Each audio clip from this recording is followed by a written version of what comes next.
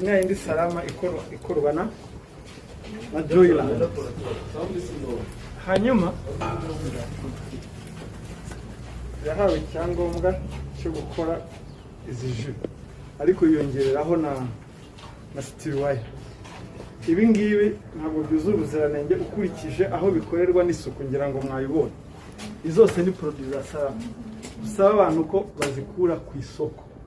Cyo ni kimwe. Hari icyo umuntu yakeka. Rero gufunga aba bantu babikora nabyo ni kimwe mu ngamba zigomba gufatwa n'ibyemezo bigomba gufatwa kugira ngo ibintu bicike. Kugarura ibicuruzwa byacurujwe cyangwa se biri ku masoko bitemewe n'amategeko, nka ziriya jus, buriya ziriya mwabonye za salama, za ababishinzwe bavuze ko ziva kuri comptoir cyangwa ziva mu maguriro. Niba unyoye n'ibishoboka kujya kwa muganga urebe ko uhagaze.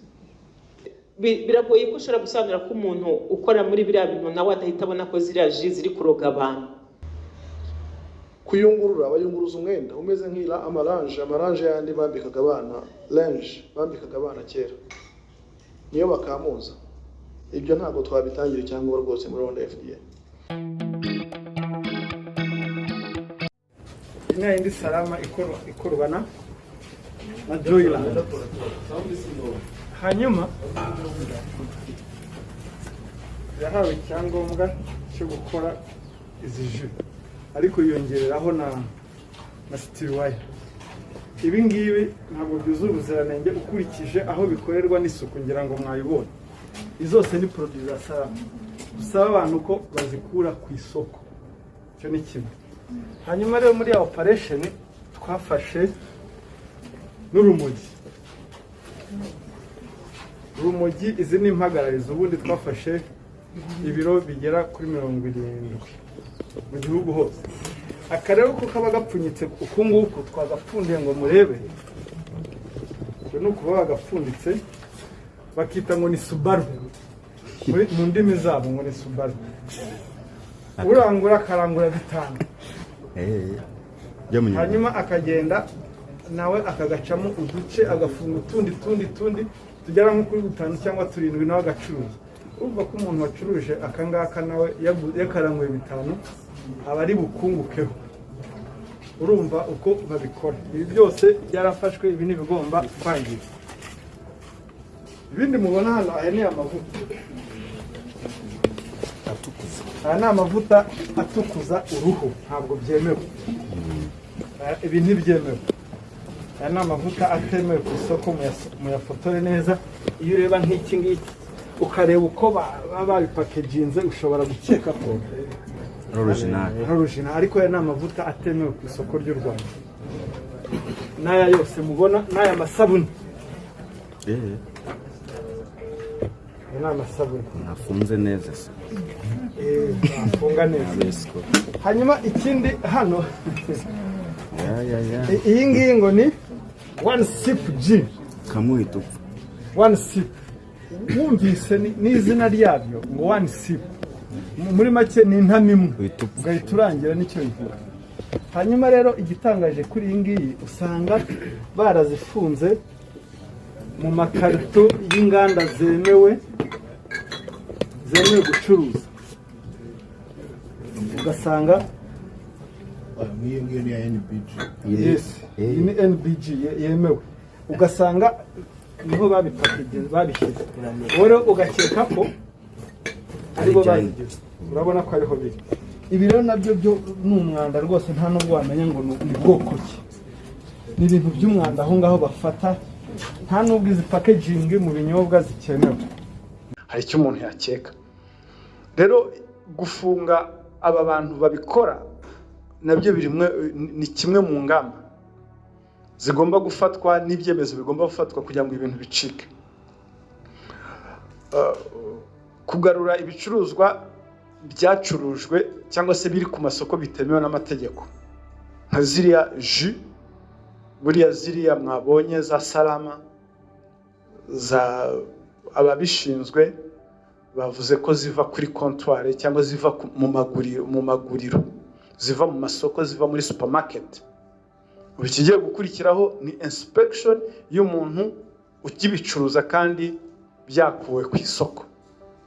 Namwe rero mwumva ubu butumwa, ziriya jus za Salama rwose ntabwo zemewe. Muntu wese ugurisha umutobe wa Salama aho uri hose muri iki gihugu cy'u Rwanda, aka kanya tuvugana, fata umene, niba waranyoye n'ibishoboka ujye kwa muganga urebe ko uhagaze. Biragoye ko ushobora gusobanura ko umuntu ukora muri biriya bintu nawe adahita abona ko ziriya jus ziri kuroga abantu. Kuyungurura, bayunguruza umwenda umeze nk'ira amaranje yandi bambikaga abana, linge bambikaga abana kera, niyo bakamuza. Ibyo ntabwo twabitangira cyangwa rwose muri Rwanda FDA. So nibyo twasanze biri hari. Ibyo byose rero hamwe baberetse ikidomoro kinini kirimo amajag, iriya ngo ni final product yo gushyira mu tujerekani. Biriya ntabwo bibaho. Hanyuma utujerekani tumwe na tumwe bakaturarana kugira ngo berekane umusaruro bakoze muri ya shift. Biriya byose niyo uzabona abana bafata izo product barwara ibicurane bidashira. Reka mbabwize ukuri, jewe abana banjye basuye sekuru barayibakirije. Ngira ngo ubu murabavugizi beza, ubutumwa bugeraho bugomba kugera, ndetse nk'uko dusanzwe dufatanya turwanye ibyaha. Murabona ko mukurikije amashusho na video mumaze kubona, murabona ko ibi bintu nta muntu utekereza wakabyihanganiye. Twese tugomba gufatanya kuko ibi ngibi ni ukwangiza ubuzima bw'Abanyarwanda. Ibikorwa rero mubona byafatiwe aya mafoto na bari abantu bafashwe na biriya binyobwa bitujuje ubuziranenge byafashwe muri operation ya Usalama ya 11 yabereye mu Rwanda. Akaba ari Usalama operation, ngira ngo si ubwa mbere duhura tuvuga kuri Usalama. Yatangiye tariki ya 15 irangira 17 Ukwakira, ndetse ni igikorwa ngarukamwaka kiba gitegurwa kandi gihuriweho n'inzego zitandukanye n'ibihugu bitandukanye biri mu muryango abayobozi ba polisi mu karere k'Iburasirazuba witwa EAPCO, East African Police Regional Organization, ifatanyije na Interpol.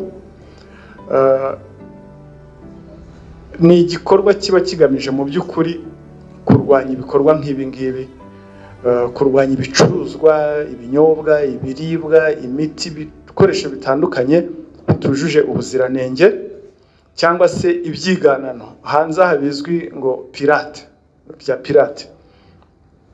Ndetse ni igikorwa kiba kigamije no kugira ngo n'abantu bishora muri ibi bikorwa bakurikiranwe, bahanwe, kuko ibi ni ibikorwa bitemewe n'amategeko.